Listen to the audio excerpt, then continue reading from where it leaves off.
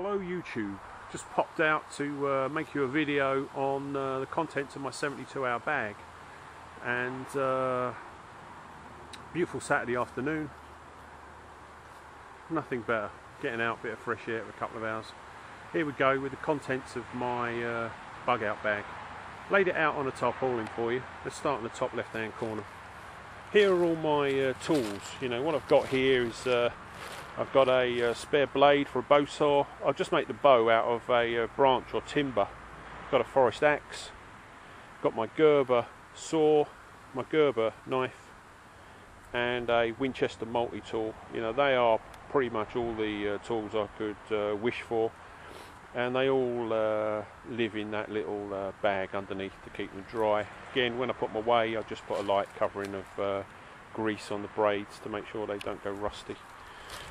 Change of clothes. I've got some running bottoms, a fleece top, hat and gloves, a couple of spare t-shirts, underpants, gaiters, spare pair of woolen socks, another hat and gloves, but these ones are waterproof with waterproof trousers.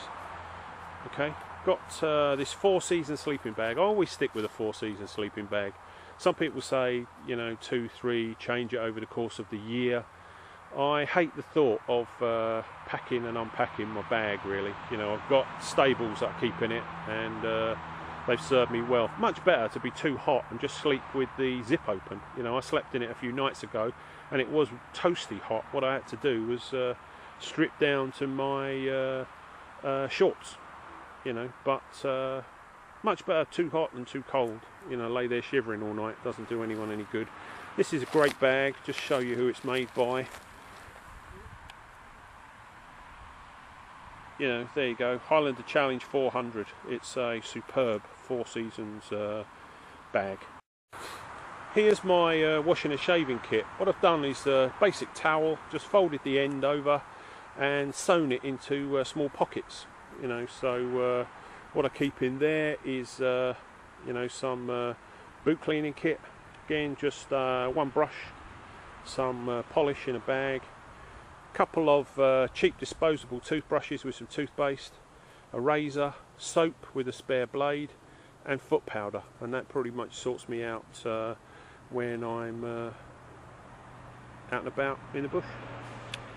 You know, like I say, what you do with that, of course, is just pick that towel up, throw it over your shoulder, all the little pockets, stuff hangs in there, you don't drop anything. It's quite a funky little idea, and served me quite well. The pack that I use is a Berghaus Rock, 70 litres. I've had it for 20 years. Served me pretty well when I was in the military. It's getting a bit tired, but then so am I. Motorola radio with a couple of batteries. That's what that is. And again, just listening to local traffic. There's another little black bag. I've got an earpiece for that radio, so it's not, you know, squawking its head off, and everybody knows where you are or what you're up to. Water. The green sock-like bag is a thing called a millbank bag. Heavy canvas. Soak it in water. Fill it up. Let it run through to a certain level. Thereafter, collect the water. It doesn't filter out pathogens or anything like that, so you need some water purification tablets, or you need to boil it. But you could do a lot worse than to drink water out of a millbank bag in an emergency. Next to it is my 2-litre water bladder, goes in the top of my Bergen, and what I do is I actually keep the packaging that it came in, you know, because what I use that for is to put that into the water and fill the bag up. Just makes life a little bit easier. It also protects the bladder from being punctured, you know, so just an idea. Okay, standard water bottle, thermos flask. I've got a Crusader mug. What I've done there is I just made myself a lid for it. You know, I'm all about sort of anything for nothing, so just a piece of thin steel that I had. Put some black masking tape on the top, made a little handle. That's the lid for the mug, cost nothing. Hexamine cooker with hexamine cooker blocks. Hexamine is just fuel impregnated blocks. Light them, you know, with a match or a lighter. Cook your food on, good as gold. Metal and wooden spoon. And then I've got food. So I've got 4 packets of food, about 1,000 calories in each of those, and there you go, that's what I'll be living on. So chicken pasta, sausage casserole, chicken casserole, I think that one is beef, I'm not sure, yeah, beef stew. You know, about 1,000 calories in each of those. Just tear them open, foil packet inside, heat your food. You know, you can boil it up in your cup, you can empty the food into the cup, you can put the bag on the fire, you can let the fire die down, just have embers and just put the silver packet on there. All sorts of ways of doing that. That's the bag, that little green bag that all my food lives in. There you go. That's some porridge oats on the right, a brew kit, you know, in there is tea bags, chocolate, coffee, sachets, that sort of thing. Got a few chocolate bars just to you know, keep me going during the night. There's 500 calories there if I get a bit peckish. That's brandy and salt and pepper. But that's pretty much all the food that I carry for a 72-hour period, and I'll be happy as Larry. There's my little shovel. Now that's a tri-folding shovel, ex-British Army. Anything with a crow's foot stamp on it has been rigorously tested. You know, the British Army have got a unit that they do nothing else except to evaluate equipment 24 hours a day. If it's got that stamp on it, it's good as gold. It's a crow's foot, you know, and pretty much everything that's owned by the British military has got that mark on it.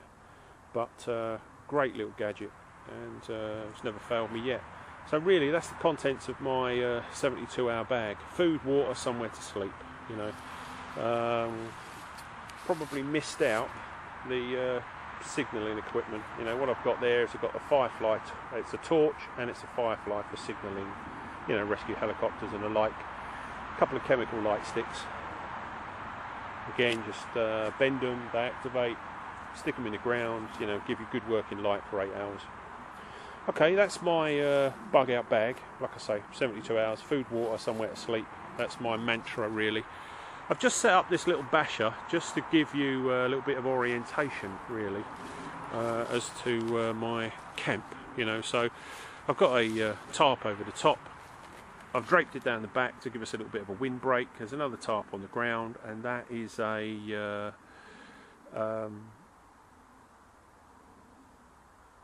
sleeping mattress. You know, it's just an airbed in effect. But if you're only getting 4 hours sleep, or you're sleeping on the ground, then you know, do your best to make sure you're comfortable. So with that mat, with that 4-season sleeping bag, you know, I'm as happy as Larry.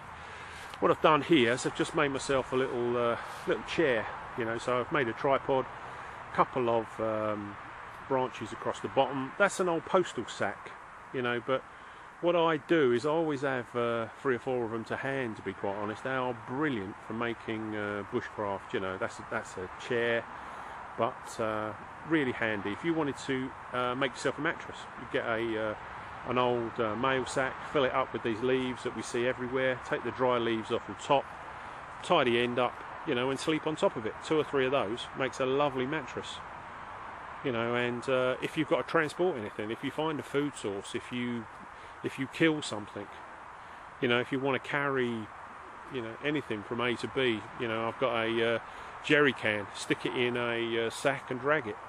You know, they're really handy. A couple of those sacks in your kit, top notch. Right,